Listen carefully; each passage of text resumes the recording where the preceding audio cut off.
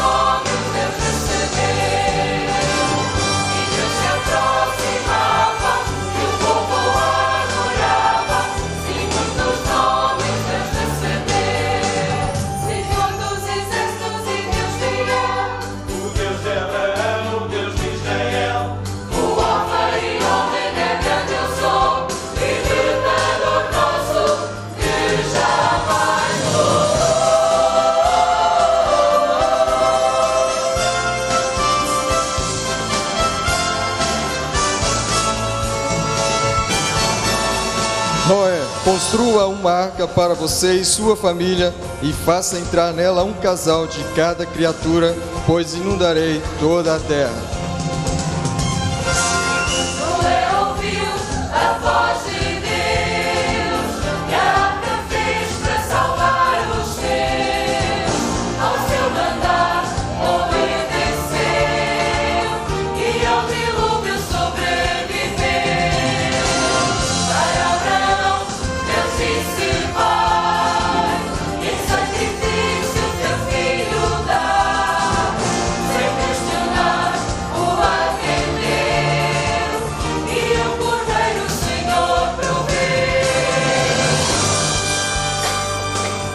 Vez após vez, Deus se revelou aos homens e cada vez os homens lhe deram um nome baseado naquela revelação.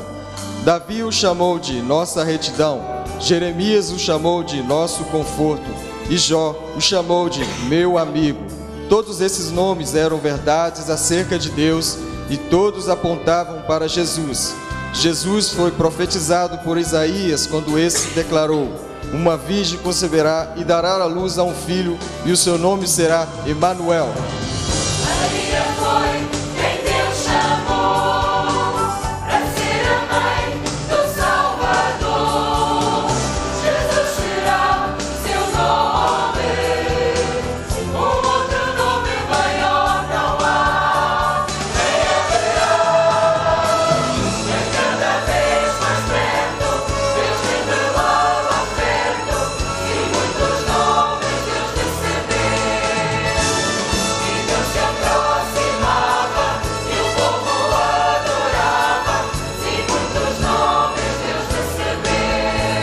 Senhor dos exércitos e Deus fiel, O Deus de Abraão, o Deus de Israel, o Alfa e Ômega, grande eu sou, libertador nosso, que jamais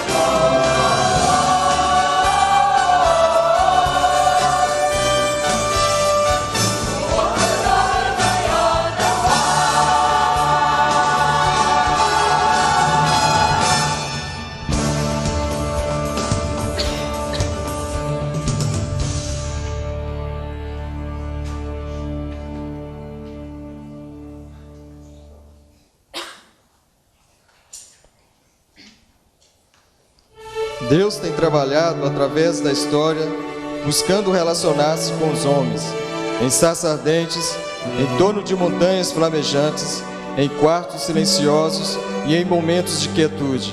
Deus tem atraído pessoas para si. Você consegue imaginar Moisés ou Maria, Abraão ou Noé, tendo um contato direto com Deus vivo?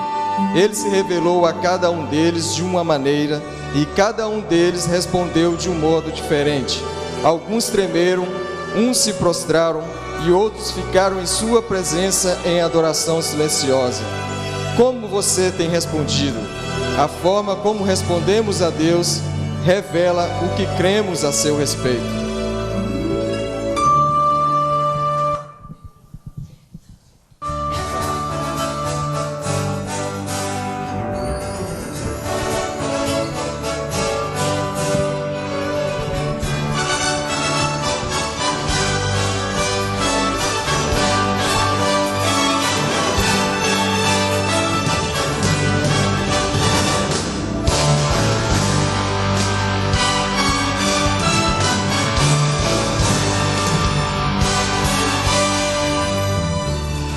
Palavras são como vento,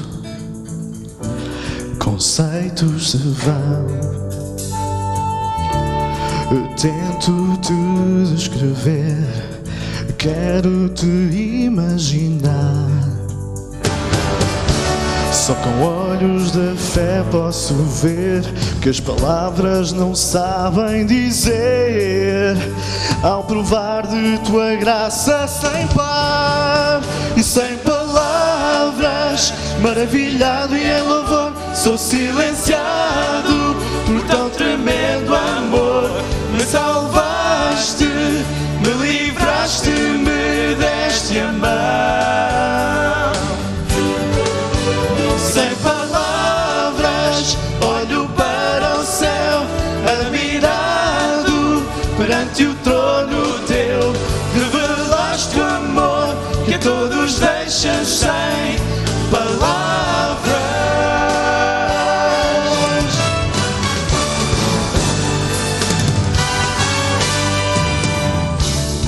Que tipo de amor é o teu, que trocou todo o céu pela cruz? E pensar que há festa no céu se o perdido vê a tua luz. Saber que se alegra de nós o Deus de todo este universo é uma história de amor sem igual. Sem palavras, maravilhado e em louvor, sou silenciado por tão tremendo amor. Me salvaste, me livraste, me deste a mão. Sem palavras, olho para o céu, admirado perante o trono teu. Revelaste o amor que todos deixam sem palavras. Sem palavras. Oh, quão grande é o amor e a graça que Deus tem nos dado e nos transformou em filhos e filhas de Deus.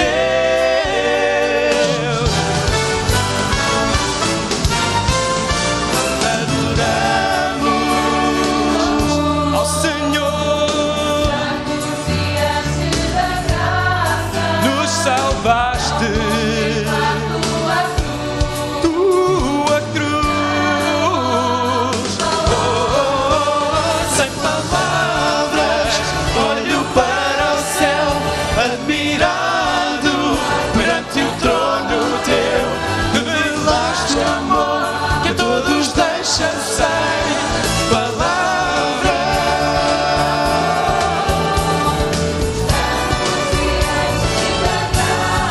Sem palavras.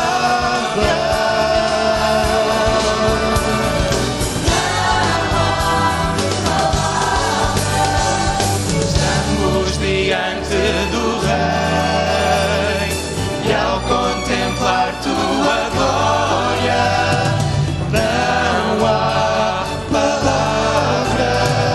Estamos diante do amor, estamos diante da graça e ao contemplar tua cruz não há palavras. Estamos diante do Rei, ao contemplar tua glória não há palavras.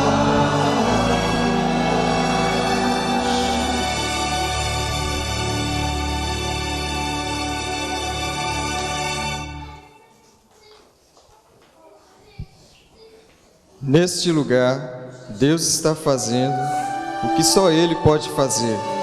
Ele está buscando relacionar-se com você. Se você não conheceu antes, pode começar a conhecê-lo agora. Se você anda com Ele há muitos anos, mas está faminto por mais intimidade, isto é exatamente o que Ele está oferecendo. Talvez me surpreenda saber que pessoas têm orado para que durante essa apresentação a sua vida seja transformada. Se você deseja que isto aconteça, assim será. Se você quer deixar ir o passado, abrir mão e inquietar-se com o futuro e se encontrar com o Senhor neste momento, Ele estará aqui. Seu Santo Espírito está esperando para lhe conduzir à majestosa presença do Senhor. Seus olhos estão abertos para vê-lo e o seu coração está aberto para recebê-lo. Enquanto o coro ora através dessa canção, estejamos abertos para ver a Deus e receber tudo o que Ele tem para cada um de nós.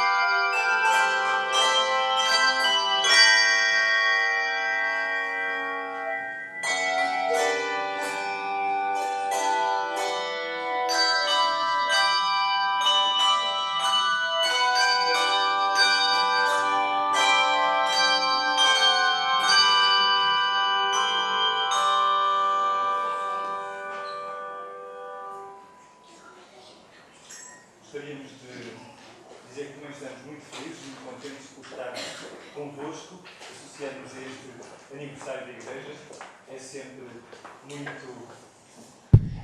É sempre muito agradável quando nós podemos participar no aniversário de uma igreja evangélica. É sinal de que o povo de Deus está presente e que o testemunho é manifestado nesse lugar. Por isso nós nos associamos com muito prazer a esta celebração também de aniversário. A Orquestra de Sinos de Mão do Porto pertence à Associação Batista do Norte, foi uma extensão da Escola de Música. Tocamos um vasto repertório, desde o clássico, como ouviram, a primeira música, o Largo de Handel, agora esta última que nós conseguimos ouvir os irmãos a cantar ou a trautear também juntamente connosco, Ele é meu e teu Senhor, e o nosso repertório é, portanto, desde o clássico até ao espiritual, às vezes conforme o local onde atuamos, e os concertos que damos também temos alguma música popular dentro do nosso repertório, portanto, mas neste momento nós estamos aqui a tocar sinos para louvar o nome do Senhor. É isso que nos move, e mais uma vez os nossos parabéns à Igreja por este aniversário.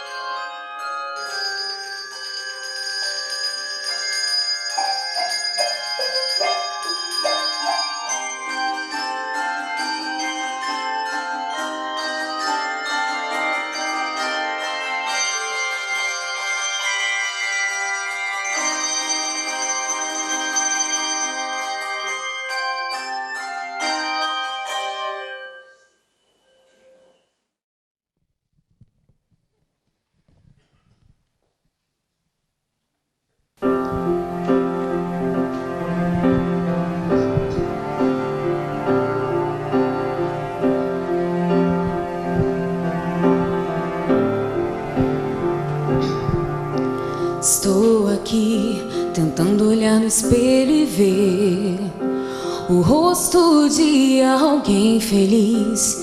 Finjo ser o que não sou, mas tudo acabou. No fundo eu estou me sentindo triste, tão sozinha. Quero me esconder. Será que alguém me vê? Mas eu sei que o meu Deus vê meu coração e a minha solidão. Me abraça, me ampara. Não quero mais fugir, por isso estou aqui. Te peço, me ouve, me ajuda.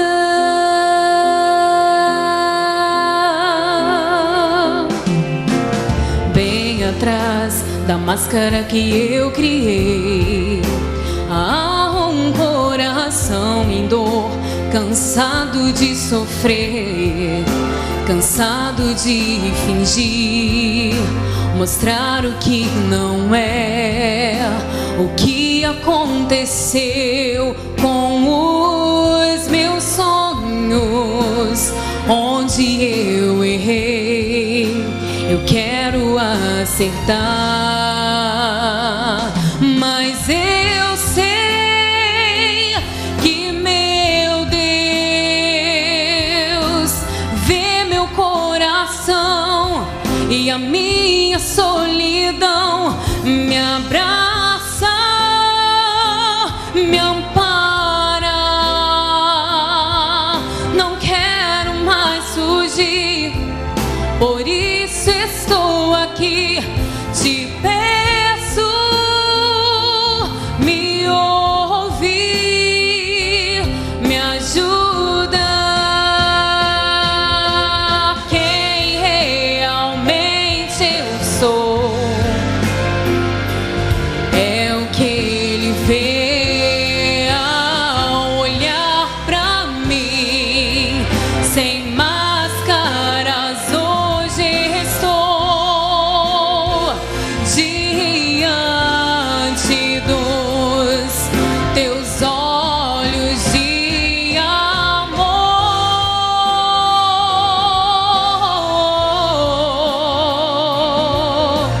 Ei, ei, ei. Teus olhos de amor,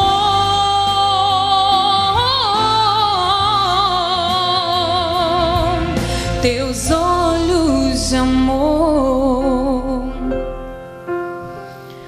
Mas eu sei que o meu Deus vê meu coração e a minha solidão.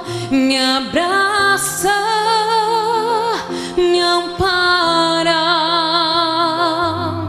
Não quero mais fugir, por isso estou aqui. Te peço, oh meu Senhor, me ajuda.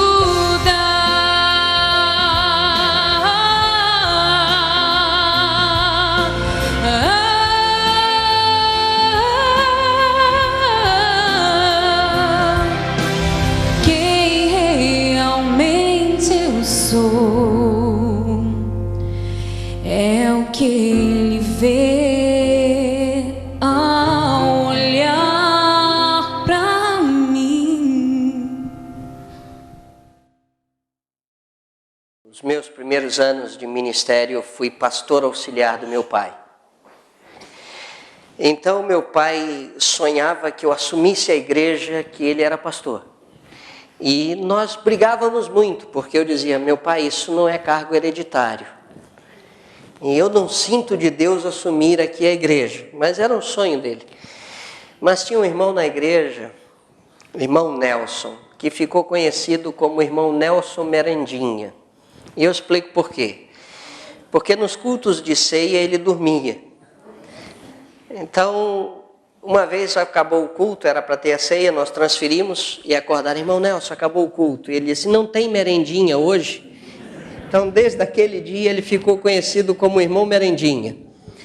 Mas ele tinha uma característica. Irmão Nelson, quando eu ia pregar, dizia assim, agora vamos ouvir a mensagem do pastor Marcos. Ele olhava para mim e fazia assim. E dormia e só acordava quando eu acabava de pregar. Então foi muito frustrante para mim aqueles anos enquanto eu lidei com o irmão Nelson. Eu espero que os irmãos não durmam. Trago o abraço da Igreja Batista de Coimbra aos irmãos. Queria que os irmãos abrissem a Bíblia num livro muito fácil de encontrar. Fica logo depois de Gênesis e antes do Apocalipse. O livro de Mateus. Nós vamos ler a partir do capítulo 9, do versículo 35, e vamos continuar lendo parte do capítulo 10.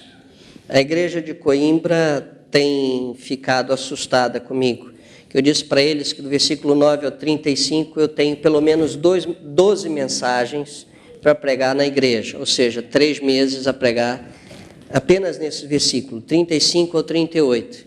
Creio que é importante. Do 35 ao 38 diz que Jesus percorria todas as cidades. E eu estou pegando a palavra percorria, que nós somos peregrinos. Depois ensinava, depois pregava, depois curava, depois ele compadeceu-se das multidões, depois ele viu. Então nós vamos trabalhar essa questão. Não dá para fazer tudo isso com os irmãos, então já viram o tempo que vão levar, não é? Do 9 em diante, mas não vou passar tanto tempo quanto isso. Vamos lá então, a partir do versículo 35. E percorria Jesus todas as cidades e povoados, ensinando nas sinagogas, pregando o evangelho do reino e curando toda sorte de doenças e enfermidades. Vendo ele as multidões, compadeceu-se delas, porque estavam aflitas e exaustas como ovelhas que não têm pastor. E então se dirigiu aos seus discípulos. A seara, na verdade, é grande, mas os trabalhadores são poucos. Rogai, pois, ao Senhor da seara que mande trabalhadores para a sua seara. Tendo chamado os seus 12 discípulos, deu-lhe Jesus autoridade sobre os espíritos imundos, para os expelir e para curar toda sorte de doenças e enfermidades. Ora, os nomes dos 12 apóstolos são estes. Primeiro, Simão, por sobrenome Pedro, e André, seu irmão. Tiago, filho de Zebedeu, e João, seu irmão. Filipe e Bartolomeu. Tomé e Mateus, o publicano. Tiago, filho de Alfeu, e Tadeu. Simão, o zelote, e Judas Iscariotes, que foi quem o traiu. A estes 12 enviou Jesus, dando-lhes as seguintes instruções: não tomeis rumo aos gentios, nem entreis em cidades de samaritanos, mas de preferência procurai as ovelhas perdidas da casa de Israel. E à medida que seguirdes, pregai que está próximo o reino dos céus. Curai enfermos, ressuscitai mortos, purificai leprosos, expeli demônios. De graça recebestes, de graça dai. Não vos provereis de ouro, nem de prata, nem de cobre, nem nos vossos cintos, nem de alforje para o caminho, nem de 2 túnicas, nem de sandálias, nem de bordão, porque digno é o trabalhador do seu alimento. E em qualquer cidade ou povoado que entrardes, indagai quem neles é digno, e aí ficai até vos retirardes. Ao entrardes na casa, saudai-a. Se, com efeito, a casa for digna, venha sobre ela a vossa paz. Se, porém, não for, torne para vós outros a vossa paz. Se alguém não vos receber, nem ouvir as vossas palavras, ao sairdes daquela casa ou daquela cidade, sacudi o pó dos vossos pés. Em verdade vos digo que menos rigor haverá para Sodoma e Gomorra no dia do juízo do que para aquela cidade. Que Deus abençoe a sua palavra. Eu estava tentado a ler o capítulo todo, mas assim roubaria meu tempo todo, e eu não quero gastar que os irmãos da orquestra de sinos depois fiquem constrangidos por causa da falta de tempo. Gostei da ideia do pastor Moisés colocar a mensagem assim no meio do culto, para que não aconteça comigo o que aconteceu com aquele pregador que depois de pregar, aquela irmã mais idosa da União Feminina Missionária chegou com o pastor, que estava na porta recebendo os cumprimentos, né, e todo mundo já meio chateado. O pastor pregou muito, foi muito extenso, e aquela irmã muito sincera disse: pastor, a sua mensagem foi como uma espada de 2 gumes. E ele se encheu todo, disse: minha irmã, eu não sabia que tinha sido tão penetrante, tão cortante. E aquela senhora idosa disse: não, pastor, comprida e chata. Né? Então, para que não seja assim, o pastor Moisés pôs no meio, e eu vou ter que cortar muito. O texto é interessantíssimo. Mostra-nos o Senhor na sua missão. Mostra-nos o Senhor com os seus discípulos e fazendo uma coisa que é pouco comum hoje em dia: ensinando-os e colocando-os a praticar. Ato contínuo. Aquela coisa que aqueles que fazem medicina têm muito. A aula teórico-prática. Escuta a teoria, agora vamos colocar na prática. O ensino de Jesus era muito assim. Ele saiu percorrendo de cidade em cidade, pregando, ensinando, curando, e acabou de dizer: agora são vocês. Vão lá. Vão fazer a mesma coisa.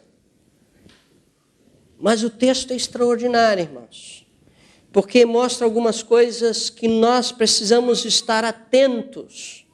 E eu conversava um pouco com o Alberto, agora há pouco, eu disse assim: não cabe a mim falar de doutrina.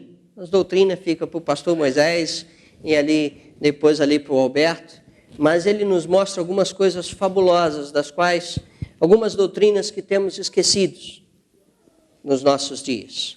É de que Deus é quem escolhe, é da providência de Deus, do cuidado de Deus.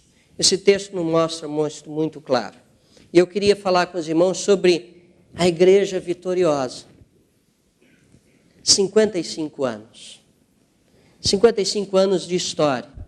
18 anos e meio de ministério do pastor Moisés. Momento de transição da igreja. E aquela pergunta: e agora?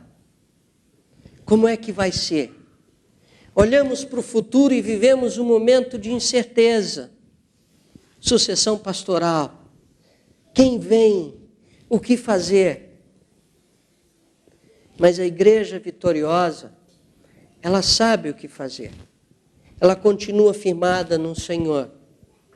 E para continuar sendo vitoriosa, eu creio que ela tem que seguir os princípios que esse texto nos diz. Os princípios que nós encontramos nesses textos. E o primeiro é justamente esse: para sermos uma igreja vitoriosa e continuarmos vitoriosos, temos que ter a consciência de que foi o Senhor quem nos escolheu, foi o Senhor quem nos chamou e não nós demos uma oportunidade a Ele. Essa é uma doutrina terrível que acontece hoje. Muitos pastores fazem isso. Dê uma oportunidade a Jesus. Parece que Jesus é um sofredor que está angustiado, miserável, colocado do lado de fora, batendo. Eu quero entrar. Não! Não somos nós que damos uma oportunidade para Ele. É Ele quem nos dá uma oportunidade de aceitarmos o seu chamado. É Ele quem nos convida e diz: vinde a mim todos vós que estáis cansados e oprimidos, e eu vos aliviarei. E a igreja vitoriosa tem essa consciência. E os irmãos vão dizer, mas onde está isso no texto? Na eleição dos 12. Jesus não tinha somente esses 12, ele tinha um grupo de seguidores. Mas eu quero pegar essa eleição dos 12, aqui de modo especial. É ele quem escolhe a sua liderança. É ele quem forja o seu grupo que vai dar continuidade. E nós precisamos, como igreja, ter isso de modo bem assente. Em toda a Bíblia, é Deus quem escolhe. A igreja em Antioquia estava ali orando e vem o Senhor e diz, separai-me a Paulo e a Barnabé, os melhores que haviam. Esses eu vou mandar para um outro lado. Se fosse a nossa igreja, se fosse lá em Coimbra, não sei aqui em Alcobaça, talvez a igreja dissesse, Senhor, peraí, mas esses são os melhores que nós temos. Se Deus fizesse isso, eu ia dizer, ó Deus, peraí, esses aqui são o supra-sumo que eu tenho aqui na igreja. Se os tirares, como é que eu vou ficar? Como é que nós ficamos? Mas é Deus quem escolhe. É Deus quem chama. E muitas vezes nós não entendemos isso. Queremos líderes à nossa medida. Queremos líderes que nos agradem. Queremos líderes que preguem aquilo que satisfaçam os nossos ouvidos. Quando eu comecei o meu ministério aqui em Portugal, há 12 anos atrás, estou ficando velho, né? Ainda bem que o Alberto não tem barba, né? Eu olho o pastor Moisés, já está ali com aquela barba toda branca. A minha caminha para lá, né? Já tem muitos fios de cabelos brancos. Mas eu lembro, quando eu comecei, há 12 anos atrás, e eu comecei a pregar sobre o significado da cruz de Cristo para a nossa vida. E determinada pessoa chegou para mim com uma santa vocação, pôs a mão nos meus ombros e disse, pastor. Eu disse, o que foi, irmão? Pastor, o pastor está novo aqui. Não conhece a cidade, eu é que conheço. Eu é o que sei o que essa gente quer ouvir. E pastor, ninguém quer saber da cruz. Nós queremos ouvir que nós vamos prosperar, que nós vamos ter saúde, que nós vamos enriquecer e que a nossa vida vai ser uma vida de sucesso. E eu fiquei ouvindo aquilo tudo e quando ele acabou, eu peguei assim a sua mão, tirei do meu ombro e disse para ele, meu irmão, eu só tenho uma pergunta a lhe fazer. Ele disse, o que é, pastor? O que eu estou pregando está na Bíblia ou está fora da Bíblia? Ele disse, o que o pastor está pregando é tudo bíblico. Eu disse, então o dia que eu pregar fora da Bíblia, o irmão me chame a atenção. Porque nós temos essa característica de querer ouvir aquilo que nos agrada. Mas o Evangelho, ele vem para nos... Vou usar uma palavra que há muito tempo eu não uso, que foi um chavão que eu tive durante muitos anos e hoje eu tenho dificuldade para usá-lo. O Evangelho, ele tem a capacidade de nos confrontar com os nossos pecados, nos confrontar com a nossa conformidade, de nos fazer sair da nossa mesmice, de nos colocar em xeque, de nos fazer voltar para o Senhor que nos escolheu, que nos chamou para Ele. Padre Antônio Vieira, leiam o Sermão da 60ª. Que extraordinário! E o exemplo que ele dá dos pregadores. Eles que hoje as nossas mensagens não fazem eco, porque nós pregamos para os ouvidos. Pregar para o ouvido talvez nos faça da liderança alguém muito agradável, mas estraga a liderança diante de Deus. Porque a mensagem do Evangelho é para tocar no cerne da questão. Nós somos pecadores, nós precisamos de mudança. nós precisamos assumir compromissos sérios com Deus. E é o Senhor quem escolhe a sua equipa. É o Senhor quem prepara. É o Senhor quem escolhe a sua igreja. Ele nos elegeu antes da fundação do mundo para sermos nele irrepreensíveis. É isso que Paulo fala lá no livro de Efésios. Essa é a primeira realidade. Segunda realidade, irmãos, que eu encontro nesse texto é que, como igreja, a igreja que quer ser uma igreja vitoriosa, ela tem que ser uma igreja disposta a servir e a sair das quatro paredes.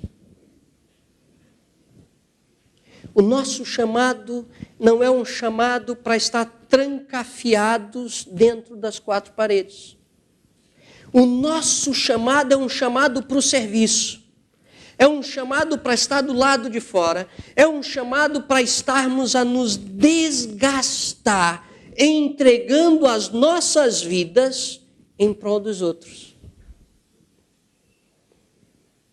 Não sei se os irmãos reparam isso.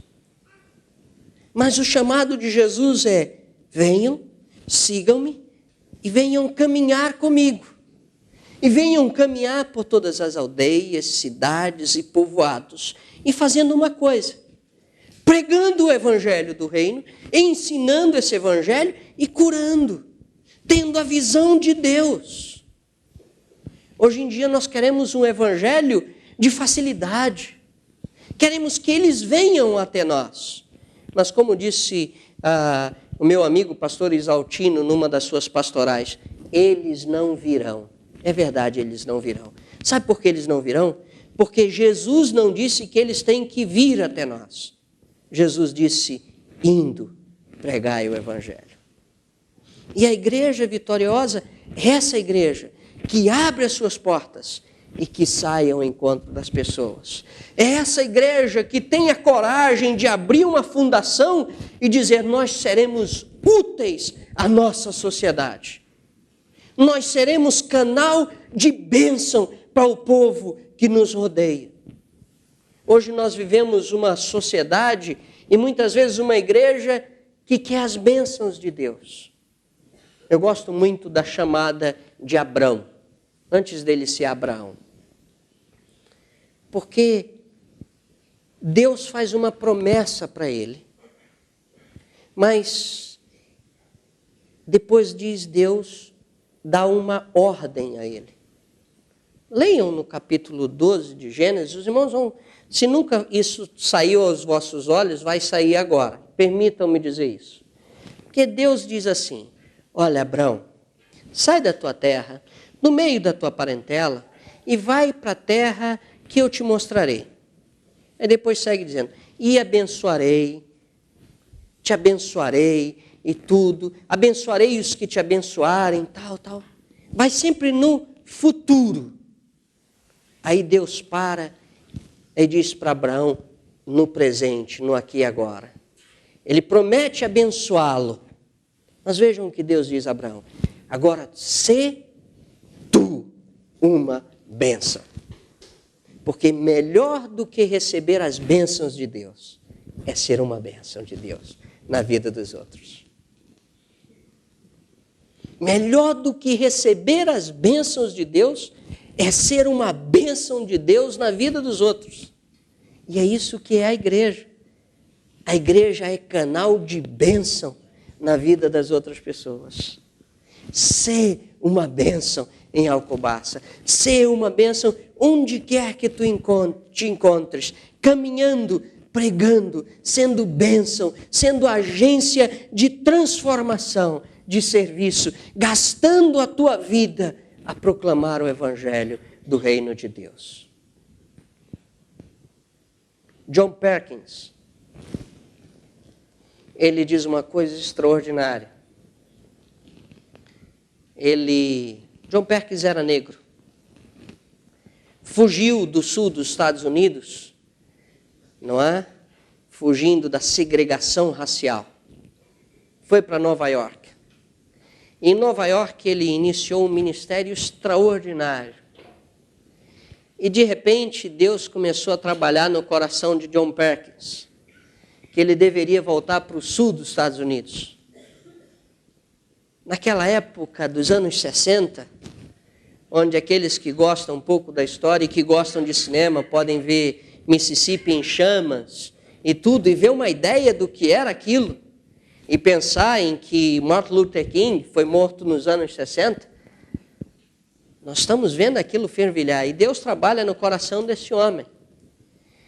E John Perkins, na sua autobiografia, diz assim, que Deus começou a trabalhar no coração dele, e ele dizia para Deus, Deus, eu saí de lá por causa da segregação racial. Eu não quero voltar para lá, porque eu sei as implicações que isso traz para a minha vida. Mas chega um momento que ele diz assim, eu não posso, eu tenho que voltar. E ele diz assim, que fazer a vontade de Deus, num primeiro momento, pode até parecer muito doloroso. Mas quando nós estamos no centro da vontade de Deus, nós desfrutamos de profunda paz. E é verdade. Não é isso que nos diz Paulo, lá em Romanos capítulo 12? Que a vontade de Deus é perfeita, agradável. Não é isso, irmãos? Mas às vezes parece que nos custa tanto servir a Deus, porque Deus vai nos chamar para uma realidade que vai tocar em pontos que mexem conosco, que precisam ser tratados. A segunda área, a área do serviço. Né? A estes enviou, dando-lhes as seguintes instruções. Ou seja, quando nós queremos servir a Deus, nós devemos obedecê-lo e depender de Deus. Temos dependido de Deus, temos obedecido a Deus, temos aceitado os desafios que o Senhor tem traçado para nós. Obediência é algo terrível. E quando nós a quebramos, temos consequências. Eu falei da questão de que Deus nos escolhe. E agora estou falando da questão da obediência. Faz-me lembrar da época em que eu joguei futebol. E eu sofri as consequências sérias uma vez porque eu desobedeci o meu treinador, o meu mister. Por acaso o seu nome era o nome de um dos discípulos de Jesus, Tadeu. Na outra equipa, eu era defesa direito.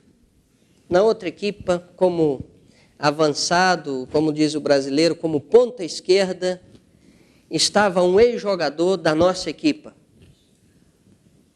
Silvano. Eu nunca vou esquecer desse nome.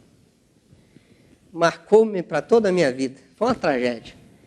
E o meu treinador disse assim, Marcos, tu só tens que te preocupar com uma única coisa em todo o jogo. Não deixas o Silvano jogar. Era essa a minha função. E durante 43 minutos do primeiro tempo eu anulei o Silvano.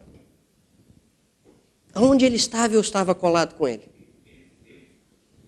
Mas teve um lance da partida em que houve um ataque pelo lado direito da outra equipa, que era o lado esquerdo nosso. O avançado, o atacante foi até o extremo. Quando foi fazer o cruzamento, o nosso defesa central saiu. Ficou o avançado dele sozinho. E eu fui fazer a cobertura e deixei o Silvano só. Quando faz o cruzamento, o nosso guarda-redes saiu, tocou na bola. A bola passou por mim e pelo avançado. Caiu no pé do Silvano, ele fez o golo. E nós perdemos esse jogo por 1-0. Os irmãos imaginam o que aconteceu comigo. Eu fui escolhido para fazer parte daquela equipa. Eu fazia parte daquela equipa. mas eu recebi uma instrução específica. Cabia a mim obedecer. E porque não obedeci, nós perdemos um jogo que era um jogo chave para nós naquele campeonato. Parece muito simples, mas Deus nos chama para obedecermos. E Ele diz que o obedecer é melhor do que o sacrificar. Confiar no Senhor. Servir, mas servir seguindo para onde Ele determina que devemos ir. É interessante porque o texto diz que Ele mandou os seus discípulos para as ovelhas perdidas de Israel. Naquele momento Ele não queria que fossem para os gentios. E os seus discípulos assim o fizeram. Quando Deus determina, vamos aprender a obedecer e seremos uma igreja vitoriosa. Uma outra realidade, irmãos, que o texto nos diz, é que para ser uma igreja vitoriosa, nós precisamos aprender a confiar na providência de Deus. O texto é extraordinário, porque ele diz assim: não vos provereis de ouro, nem de prata, nem de cobre nos vossos cintos, nem de alforje para o caminho, nem de 2 túnicas, nem de sandálias, nem de bordão, porque digno é o trabalhador do seu alimento. Isso é um desafio para nós. Confiar na dependência de Deus. Essa é uma doutrina que está esquecida. Eu fui pregar no livro de Ruth lá na igreja. E falei que o livro de Ruth falava de uma doutrina chamada doutrina da providência.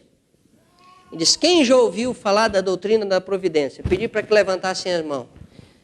Tomei um susto. Foi uma pequena minoria. Então eu não vou fazer o teste com os irmãos. E vou deixar o desafio. Confiar no Deus que cuida. E no Deus que provê todas as coisas. Pastor Moisés, 18 anos e meio em Alcobaça. Dependendo de Deus. Dependendo do cuidado de Deus. Uma das coisas que eu tenho aprendido nesses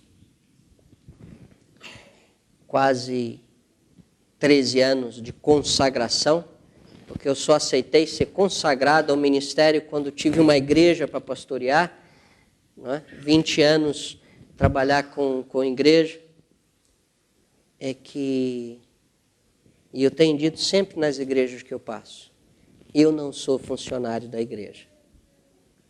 Eu não dependo da igreja. Eu dependo de Deus.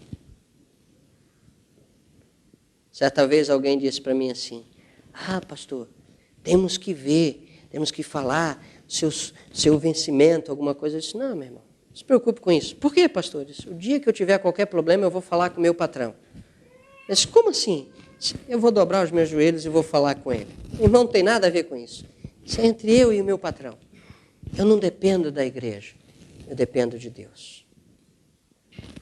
E a igreja vitoriosa é aquela que depende do seu Senhor e que confia nele e que ele provê todas as coisas no momento certo. Ele disse aos seus discípulos: não levem nada, eu vou providenciar. Mas também, se os irmãos lerem a continuação do texto, diz: quando vêm as provações, quando vêm as lutas, ele diz: eu colocarei nas vossas bocas o que haveis de falar. Porque é o Deus que nos dá até aquilo que precisamos falar. Ele provê todas as coisas para nós. Ele cuida das nossas vidas. Mas nós precisamos aprender a depender desse Deus. precisamos aprender a cada dia a confiar nesse Deus. Como os 55 anos que essa igreja tem de história, tem vivido caminhando com Deus, dependendo de Deus, assim temos que ser nós. Depender de Deus, do Deus que provê todas as coisas, do Deus que tem filhos, mas não tem netos. Por isso nós precisamos pregar aos nossos filhos, porque hoje nós somos uma geração que estamos vendo a surgir no nosso meio os netos de Deus e os bisnetos, que é muito complicado. Fale-me do seu testemunho. Eu sou crente desde a gravidez da minha mãe. Eu já ouvi isso. Eu disse, como? Porque os meus pais eram crentes, ela ficou grávida, eu nasci, fui apresentado, passei a vida toda dentro da igreja. Eu disse, e a tua experiência pessoal com Deus? A tua conversão? Qual foi o momento chave em que Deus transformou a tua vida? Deus não tem netos. Deus não tem bisnetos. Filho de peixe é peixinho. Filho de crente não é crentinho. Filho de crente é pecador condenado que carece da graça do Senhor Jesus. E se a igreja quer ser uma igreja vitoriosa, ela deve começar na dependência de Deus, olhando internamente e dizendo, os nossos pequeninos necessitam da graça de Deus. Conhecer a graça do Senhor Jesus. Depender desse Deus que tudo provê. Que tudo provê. Uma última coisa, irmãos. Eu disse que eu fiquei tentado em falar no texto todo. Essa parte eu não li. Mas uma igreja vitoriosa é aquela que caminha diante das dificuldades, olhando para o seu Senhor. A partir do versículo 16 em diante, o Senhor Jesus diz que nos envia como ovelhas, e Ele diz que irão nos entregar nos tribunais, que seremos açoitados, que seremos levados aos governadores e aos reis. É um momento de angústia, de perseguição, de luta. Mas a igreja vitoriosa, ela caminha olhando para o seu Senhor. O Senhor que nos chamou, que tomou a cruz, Ele diz que nós também temos a tomar a nossa cruz. O Senhor que nos chamou e que passou por todas as dificuldades, Ele diz que nós devemos continuar firmes nele e olhando para Ele, porque no mundo teremos aflições. Mas Ele diz, eu venci o mundo. E porque Ele venceu, na sua vitória, nós somos mais do que vencedores. Um dos salmos que eu mais gosto é o Salmo 23. Sempre gostei desse salmo. Mas ele, para mim, teve uma relevância muito maior no dia 19 de março. Há 16 anos atrás, às 8h40, coisa menos coisa, momento do falecimento da minha mãe. Minutos antes, nós estávamos a conversar. Essa noite ela não dormiu. Ela passou a noite toda dando as suas últimas instruções. Para mim, para minha esposa, que está ali sentada, e para minha irmã. Nós os três estávamos no quarto com ela. E na altura nós não tínhamos filhos. E o Mateus tem esse nome justamente por isso. Presente de Deus. Ele veio depois. E a minha mãe nos fez prometer para ela que nós não adotaríamos uma criança. Era um sonho que eu e Lilian acalentávamos. E ela passou a madrugada toda a nos dar a volta para que nós não adotássemos uma criança. E dizendo, se Deus não quer que vocês tenham filho, vocês não podem fugir dos propósitos de Deus e ia buscar passagens bíblicas e aquilo tudo. E lá conseguiu nos dar a volta. E prometemos para ela que não faríamos. Depois de um ano do seu falecimento, nasceu Mateus. E nós temos por isso esse nome, presente de Deus. Depois de 4 anos, nasceu a nossa docilidade, a Débora, nossa abelha. Senão ela vai ficar chateada que eu não falei dela. Está ali. Mas, quando amanheceu, minha mãe estava com oxigênio, estava com os tubos, e ela dizia, tirem o tubo de mim. Tirem, o Senhor Jesus está ali à minha espera, vocês estão atrapalhando. E nós achávamos que ela estava alucinando. Como é que pode? E, entretanto, a agulha saiu da veia, alguma coisa, e nós saí para chamar a enfermeira. Enquanto ela não vinha, tiramos o oxigênio que ela pediu para tirar e começou a falar conosco. E ela começou a entrar num processo de dor. E nós nos reunimos, a Lília segurou numa mão da minha mãe, a minha irmã na outra, e eu pus a mão no coração da minha mãe. E ela começou a recitar conosco o Salmo 23. Senhor é meu pastor, nada me faltará. Deitar-me faz em verdes pastos. Guia-me mansamente às águas tranquilas. E foi, irmãos. E quando disse assim, habitarei na casa do Senhor para todo sempre, ela entrou para a eternidade. Para alguns a morte é terrível, mas naquele dia em diante, para mim, a visão da morte teve uma outra conotação, de algo belo. Daqueles que amam o Senhor, saber que estão passando apenas pelo vale da sombra da morte, mas não ficam ali, porque estão olhando para o seu Senhor e estão seguindo o seu Senhor. É para isso que Ele chama a sua igreja vitoriosa. Ele nos chama para caminhar com Ele.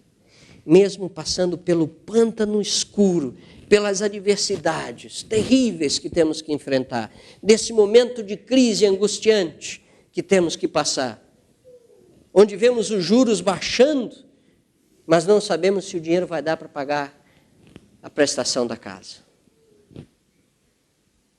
Mas Ele nos chama e diz, continue com os olhos fitos em mim, porque eu passei por esse pântano.